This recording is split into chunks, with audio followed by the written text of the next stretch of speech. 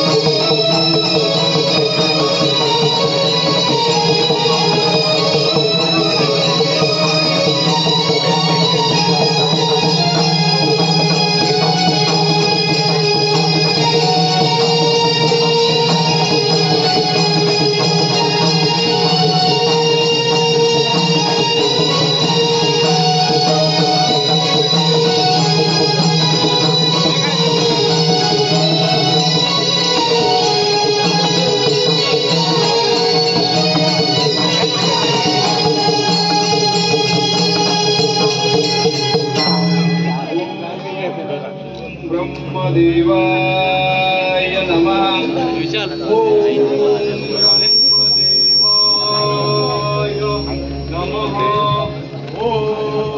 ब्रह्मदेवाय नमः।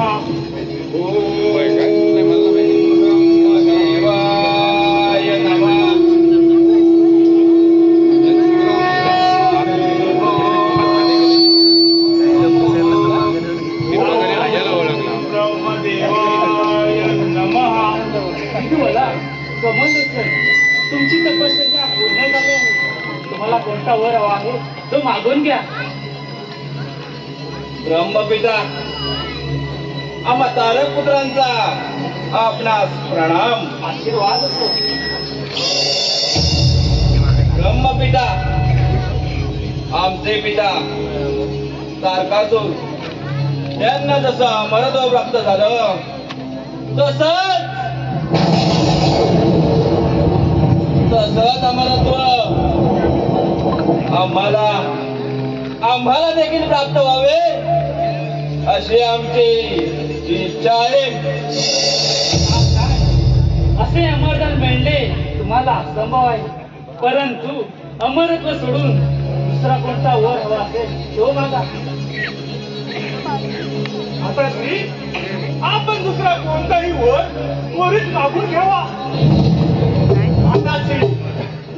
तुम्ही शीघ्रतेने कोणते तरी वरदान मागून घ्यावे। ब्रह्मपिता मग आम्हाला असे 3 पूर द्या की त्याचा भेद करणे एखाद्या मानवाला अथवा गंधर्वाला शक्य होणार नाही।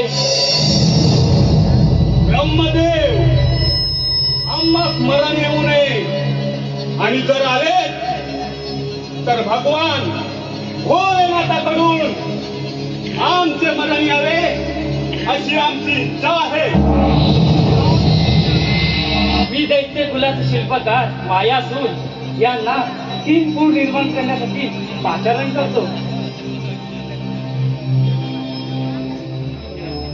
माताश्री समालोचन आपली तपश्चर्या सफल झाली।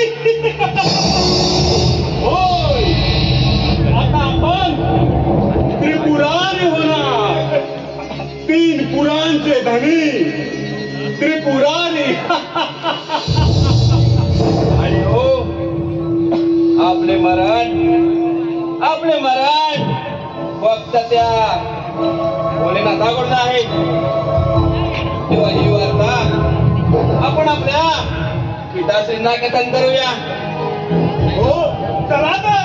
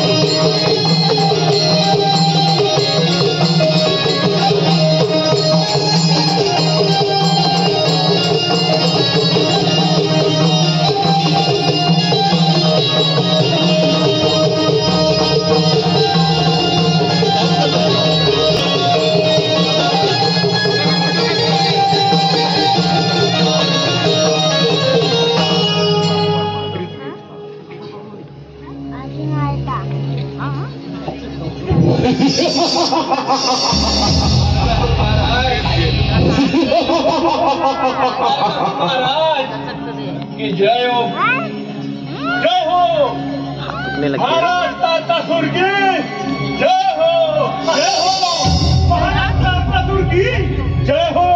आशीर्वाद आशीर्वाद प्रिय पुत्रांनो, ताराकांचं मी तुम्हाला ब्रह्मांड झालं. आज तुम्ही एवढे आनंदी याचे कारण समजू शकेल. पिताश्री, आम्ही ब्रह्मदेवाला प्रसन्न करून आवश्यक ते वरदान प्राप्त केले आहे. पिताश्री, तसेच आमचे मरण फक्त त्या भोलेनाथाकडून आहे. होय पिताश्री, आम्ही ती पूरही प्राप्त करून घेतली आहे आणि ती एवढी सुंदर आहे की त्या देवेंद्राचा स्वर्गमान त्यांच्या पुढे फिका पडेल. पिताश्री, कोणताही देवगण आम्हाला पराभूत करू शकत नाही. तेव्हा आता त्या इंद्राची अमरावती, विष्णूची वैकुंठी आणि त्या ब्रह्माचा सत्यलोक हस्तगत करून आम्ही आमची सत्ता हस्तगत करणार. शाबास माझ्या पुत्रांनो, त्या देवांना त्यांची जागा दाखवलीच पाहिजे. हे देव आम्हाला घोर अपमान करतात. प्रिय पुत्रांनो, या शक्तीचा वापर हे त्रैलोक्य जिंकण्यासाठी करा.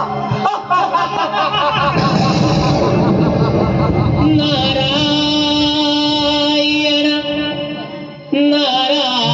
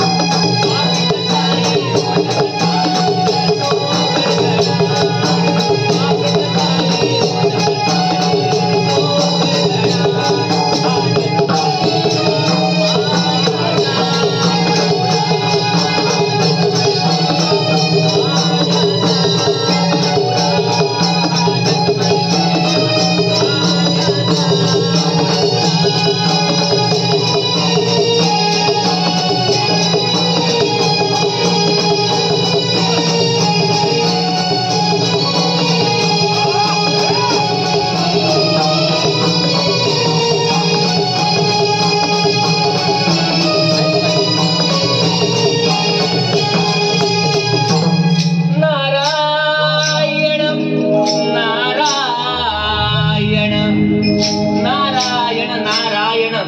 सर्वप्रथम तारकासूर महाराज आणि तारक पुत्रांनो, आपल्या सर्वांना या नारदाचा प्रणाम. नारायण नारायण. राजे, अशी कोणती घटना घडली की ज्याचा तुम्हाला एवढा आनंद झालाय? नारायण नारायण.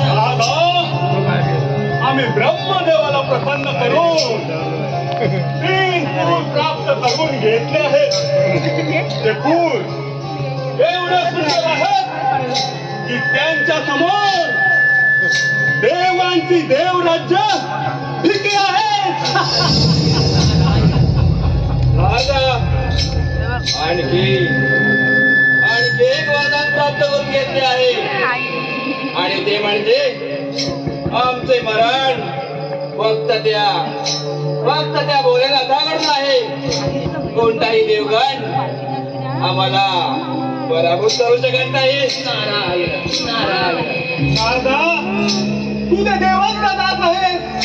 त्या देवांना जाऊन सांग, तुमची देवराज्य सांभाळून ठेवा.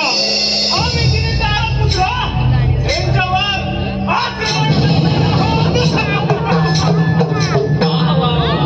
नारायण नारायण. अहो राजे, जन्माला येणाऱ्या प्रत्येक मनुष्य प्राण्यात मृत्यू हा येतोच. तेव्हा आपण एवढे उतावीळ होऊ नका, कारण तुमचे मरण भगवान शंकरांच्या हातून होणार आहे. आणि हे जर तुम्हाला टाळायचे असेल तर तुम्ही भगवान शंकरांची तपश्चर्या करावी. तू काय अमंगल बोलत आहेस? अरे, तुझे डोके ठिकाणावर आहे ना? त्या डोल मिट्याची तपश्चर्या करणे अरे ते शक्य नाही. या नागाला काय आम्ही शंकराला प्रसन्न करून घेणे हे शक्य नाही. कमलोचन काय बोलत आहे ते अगदी योग्य आहे. आपण जर त्या भोलेनाथांना प्रसन्न करून घेतले तर भोलेनाथ आपला वाद करणार नाही. आता आम्ही ते भोले मित्राचे दास होणार नाही.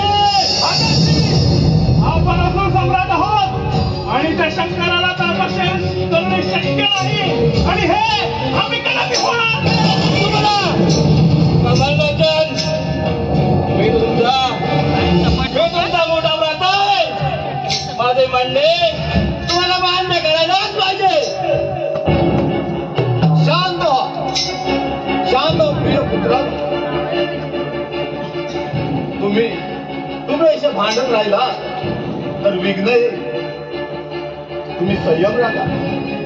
तुम्ही आपापला लढत राहिला तरी विघ्न येऊ शकतो.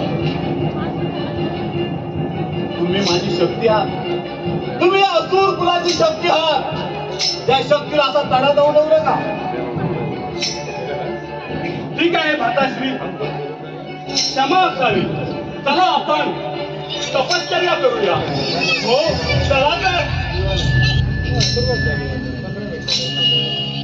नारायण नारायण नारायण. आता हे सारे दैत्य भगवान शंकरांची तपश्चर्या करणार आणि भगवान शंकर त्यांना प्रसन्न करणार. तर या सर्व देवांची पळता होईल, थोडी होईल. तेव्हा ही बातमी सर्व देवगणांना कथन करतो. नारायण नारायण. सोडून दे रे वेड्या गर्व अभिमान, भक्ती करून प्रभूची मिळेल तुला समाधान.